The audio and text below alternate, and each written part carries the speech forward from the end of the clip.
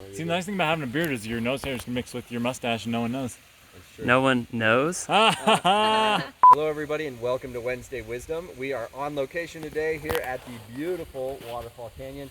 Still iced up a little bit, but it's coming down today, so we have been enjoying watching some big chunks fall down. It's pretty awesome. So if you see us die in this video, it may be a real possibility. Just make sure it goes viral at least. Yeah, share it with a friend. But no, we're really excited to be here to talk about an important topic that hopefully will be more relevant as the year goes on and more races are able to be run.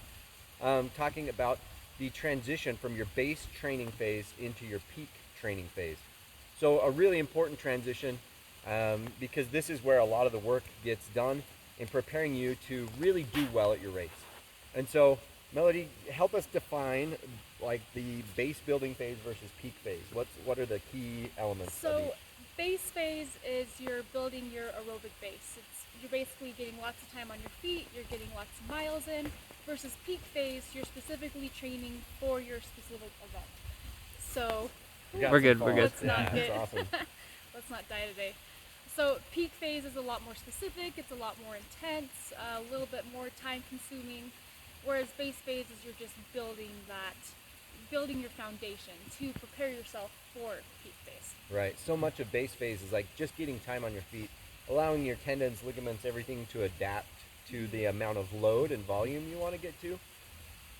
Peak phase is where, okay, now let's push the envelope, right? Mm-hmm. And I think that's a big key transition is you're going to start doing a little bit less in terms of, just kind of more of a fast finish run or a tempo run, and you're going to do a lot more specific speed work.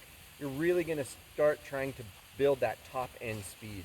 And so less like zone 3, zone 4 stuff and more kind of zone 4, zone 5 type training. You still want to stick to the 80-20, and I think this is a place where a lot of people kind of beat themselves up a bit too much and kind of get behind in their training. They still, or they feel like they can overtrain for a little while, and that's okay.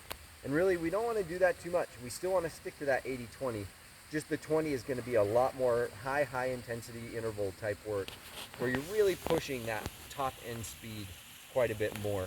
And so a lot of the programs you'll see definitely have more of that interval work instead of some of the fast finishes and that type of a thing, or tempo runs where you kind of run the whole run up tempo. You see less of that because, again, that's mostly zone 3 stuff. Again, not bad for building your base and trying to build up your tolerance, but really for more specific training, you want to get into that. So, Melody, you mentioned something that was really important. Time management during this time, right, Yeah. is usually a little bit more tricky. Yeah, base phase typically is a little bit more lax. Everyone's different when it comes to like how intense they are with their training, how lax they are. Base phase is a little bit more relaxed. You have a little bit more wiggle room. Whereas the peak phase, it's a little bit more tight, Yeah. and it does take up more time. So just be prepared if you want to take this phase seriously to say no to more things, to say no to more parties and events, making sure that you're getting to bed on time, getting up on time.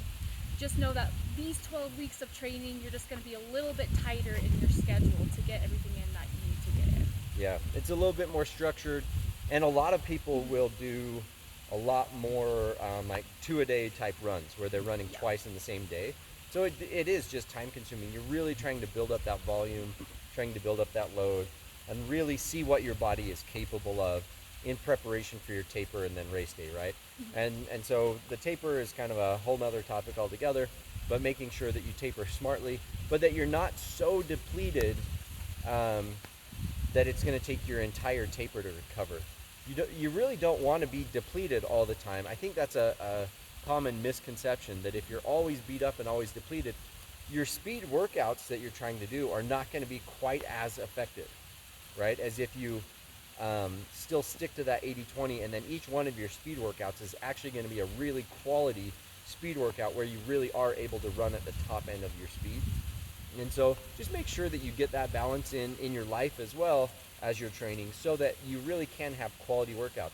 That means going to bed earlier. That means, making sure that your nutrition's on point, maybe more than you were in your base phase, really dialing those things in for a period of time so that you can be all charged up and ready to go for race day. Any other thoughts on that transition from base to peak? Yeah, actually, just one more thing is you want to be specific during the peak phase. So take in consideration what kind of race you're training for. Whoop, more rocks are coming down. What kind of race you're training for, whether it's there's lots of hills, there's lots of downhill, what kind Right. of terrain are you running on, and woo, make sure This could get exciting. make sure that you're getting the right kind of training in. Yeah, definitely race specificity. If you have a lot of climbing or a lot of descending, a lot of the Utah races have a ton of descending. So if you need to train for the descent, make sure you get that in during this time as well. Awesome. So if you have any other questions, definitely hit us up at Body Smart. We would love to answer those questions. Either drop a comment down below, direct message us. We would love to answer any questions you might have. Make sure to like, follow, subscribe, all that good stuff so you can get more of our Wednesday wisdom tips. Thanks so much. We'll catch you on the next one.